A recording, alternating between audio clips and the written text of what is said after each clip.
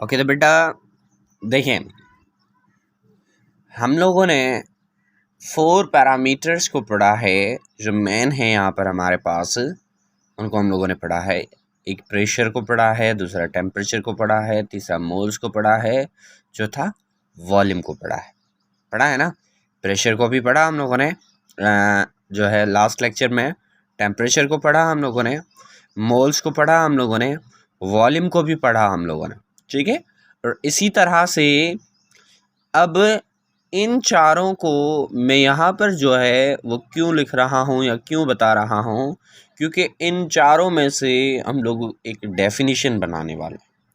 Definition क्या है कि इन चारों में से किसी दो को हम लोग स्टडी करें, दो को कांस्टेंट रखकर। याद रखना, इन चारों पैरामीटर्स में हम लोग किसी भी दो को स्टडी करें, दो पैरामीटर्स को कांस्टेंट रखकर, तो ऐसे रिलेशन को हम लोग कहते हैं क्या? Gas laws. देखें, जैसे हमारे पास क्या है, जो भी ऊपर 4 पैरामीटर्स गिवन है, इन चारों पैरामीटर्स में से दो पैरामीटर्स आप कांस्टेंट रखें, दो के बारे में स्टडी करें, तो वो क्या बनेंगे? गैस लॉज बनेंगे। जैसे एक फॉर सपोज मैं एक सिंपल सा मिसाल देता हूं आपको कि टेम्परेचर और मोल्स को कांस्टेंट रख लो। टेम्परेचर और मोल्स को कांस्टेंट रख लें तो प्रेशर और वॉल्यूम बचा, और प्रेशर और वॉल्यूम के बीच में जो रिलेशन है उसको स्टडी करते हैं हम लोग कौन से लॉ में? बॉयल्स लॉ में, ठीक है। और इसी तरह से जैसे हम लोग टेम्परेचर और जो है प्रेशर को कांस्टेंट रखते हैं, बिल्कुल सही, टेम्परेचर और प्रेशर को कांस्टेंट रखते हैं, और वॉल्यूम और मोल्स को पढ़ते हैं, तो वो बनता है कौन सा लॉ? अवोगाड्रोस लॉ। और इसी तरह से प्रेशर और मोल्स को कांस्टेंट रखकर वॉल्यूम और टेम्परेचर के बारे में पढ़ें, तो वो हमारे पास बन जाएगा क्या? Charles law. ये पढ़े हुए होंगे आप लोगों ने, अच्छे तरीके से रिपीट किए होंगे, लेकिन एक दफ़ा फिर से रिपीटेशन हो जाएगी एंड टेस्ट में आपकी।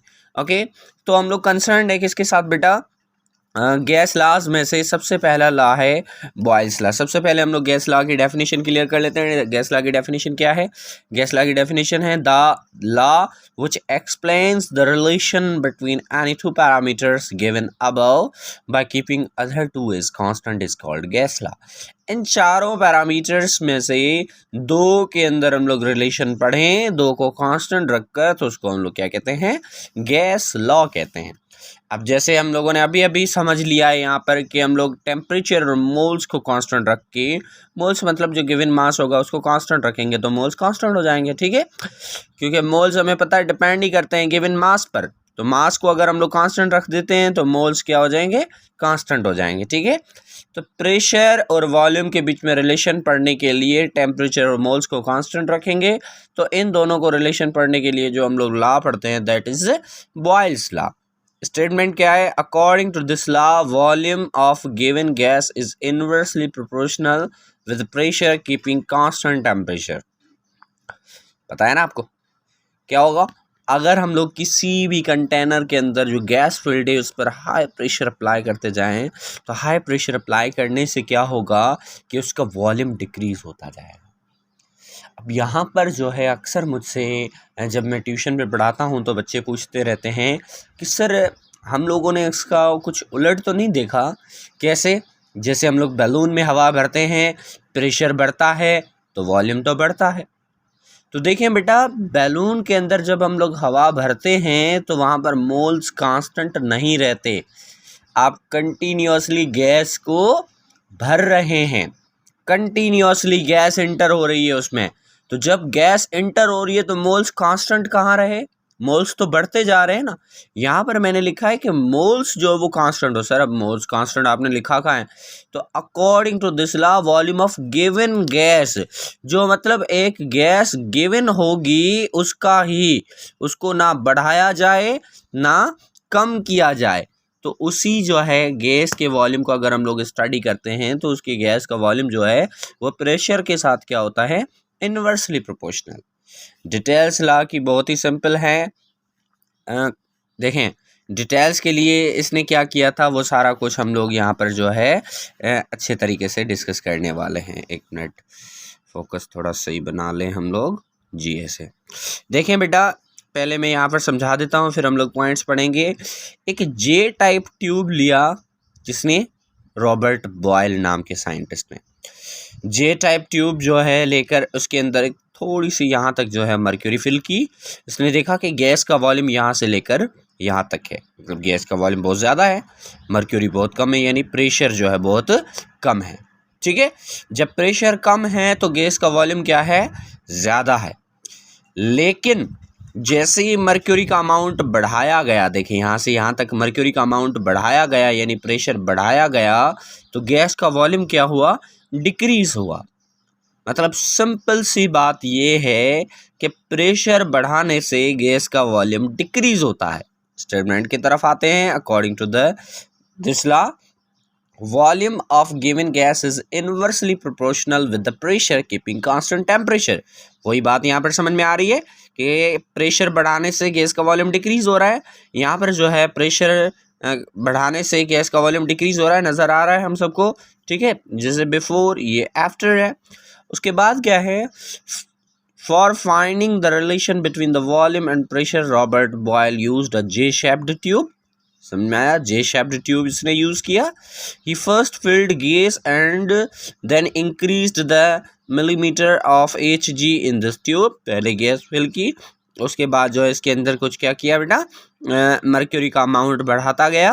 ही noticed that volume of given gas was decreasing by increasing the amount of mercury. मतलब अमाउंट ऑफ मर्क्यूरी यानी प्रेशर बढ़ाने से गैस का वॉल्यूम क्या हो रहा था, डिक्रीज हो रहा था। Hence it is proved that volume of given gas is inversely proportional to the pressure।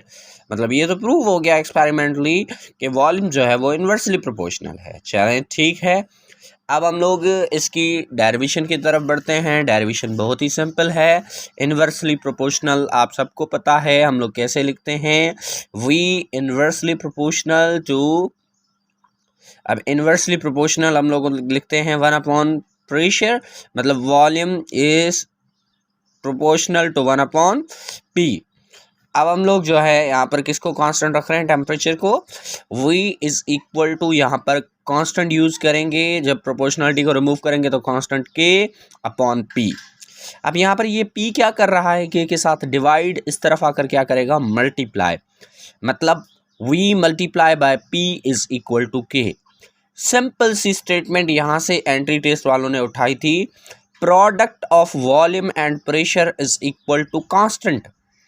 Product of volume and pressure is equal to constant is which law. ये लॉ कौन सा है, ये लॉ है बॉयल्स लॉ। अभी हम लोगों ने पढ़ा कि भाई volume inversely proportional to pressure, ये डिवाइड कर रहा है, इधर आकर मल्टीप्लाई करेगा। अरेंज तो हम लोग कर सकते हैं, तो मतलब volume multiplied by pressure is equal to constant, this is Boyle's law. Okay, finally अगर हम लोग, ये तो आपको सारी डेरिवेशन पता है, इसको हम लोग अगर V1 कर दें इनिशियली और प्रेशर को P1 कर दें तो इज इक्वल टू K, और इसी तरीके से फाइनली इसको हम लोग क्या करें, V2 और P2 कर दें इज इक्वल टू K। दोनों इक्वेशंस को कंबाइन करेंगे तो दोनों ही K के बराबर हैं, मतलब V1 P1 is equal to V2 P2, ऐसे ही होगा। ठीक है, उसके बाद हम लोग इसकी ग्राफ की बात करें तो ग्राफ में देखें, ये हमारे पास वॉल्यूम है, ये प्रेशर है। अगर वॉल्यूम जो है, प्रेशर को हम लोग कंटिन्यूसली बढ़ा रहे हैं तो वॉल्यूम क्या हो रहा है, डिक्रीज हो रहा है। Volume is decreasing by increasing the pressure. मतलब जो भी इसका हमारे पास ग्राफ बनेगा दैट विल बी पैराबोला। याद रखना, the graph formed by the Boyle's law is always parabola. Thank you so much.